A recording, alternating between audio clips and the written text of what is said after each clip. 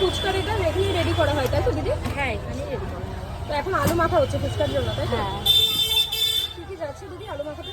Bit নুন দিয়েছি, এবার হচ্ছে ডাল চানাচুর দিচ্ছি।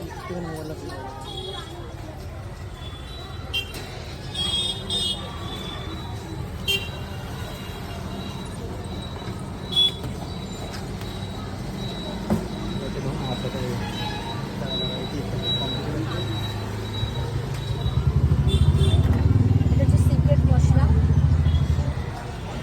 দিদি অ্যাকচুয়ালি সিক্রেট মশলা কি কিছু হয়?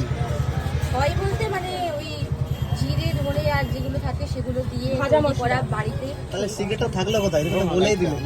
তাও এর মধ্যে আরো দুটো তিনটে জিনিস আছে সেগুলোর তো নাম বলছি না। আচ্ছা আচ্ছা আচ্ছা। তাই ওই জন্যই সিক্রেট। আচ্ছা দিদি এই ফুচকা বানানোর এটা শিখলেন কোথা থেকে? এটা আমি খেতে খেতেই শেখা। খেতে খেতেই শেখা? বাহ, দারুণ তা বলছো। মানুষ খেতে খুব ভালোবাসি।